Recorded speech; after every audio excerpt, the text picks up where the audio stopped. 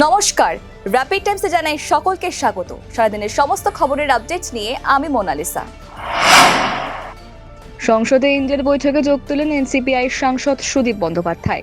শাহ মোদীদের সঙ্গে সামনের সারিতে বসতে দেখা যায় সুদীপ বন্দ্যোপাধ্যায়কে। শিলিগুড়িতে পথ নিরাপত্তা সপ্তাহ উপলক্ষে সচেতনতামূলক উদ্যোগ নিল এনজিপি ট্রাফিক গার্ড। এদিন রেল হাসপাতাল মোড় এলাকায় স্কুল পড়ুয়াদের নিয়ে বিশেষ অভিযান চালানো হয়।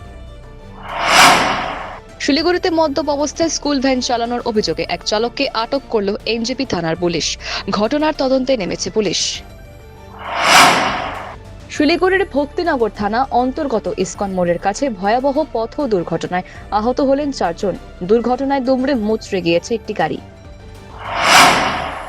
শিলিগুড়ির 1 নম্বর ওয়ার্ডে ডাকাতির উদ্দেশ্যে জড়ো হওয়া 5 দুষ্কৃতীকে গ্রেফতার করল প্রধাননগর থানার পুলিশ। রাতের অন্ধকারে নকশালবাড়ির লালপুল এলাকায় রাজ্য সড়ক থেকে ষাঁড় চুরির ঘটনায় তদন্তে নেমে গ্রেফতার হলো 4 জন। ধৃতদের আজ আদালতে পেশ করা হয়। গ্রিন ট্রাইব্যুনালের নির্দেশিকা অমান্য করে নদী থেকে বালি বোঝাই করে পালানোর আগে বালি বোঝাই ট্রাক্টর সহ গ্রেফতার হলো 1 জন। দীর্ঘদিন ধরে জরাজীর্ণ অবস্থায় পড়ে রয়েছে রাজগঞ্জের বেলাকোবা পার্ক সংস্কারের দাবি জানিয়েছেন স্থানীয়রা। রাজগঞ্জে ডেঙ্গু মোকাবিলায় বড় পদক্ষেপ নিল স্বাস্থ্য দপ্তর। রাজগঞ্জ গ্রামীণ হাসপাতালে চালু হতে চলেছে ডেঙ্গু পরীক্ষা কেন্দ্র। পশ্চিমবঙ্গ আশাকর্মী ইউনিয়নের ডাকে রাজগঞ্জ গ্রামীণ হাসপাতালের সামনে বিক্ষোভ প্রদর্শন করলেন আশাকর্মীরা।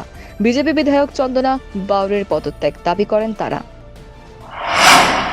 নেশার বিরুদ্ধে মুখ্যমন্ত্রীকে অভিযোগ জানাতে নড়েচড়ে বসল পুলিশ প্রশাসন।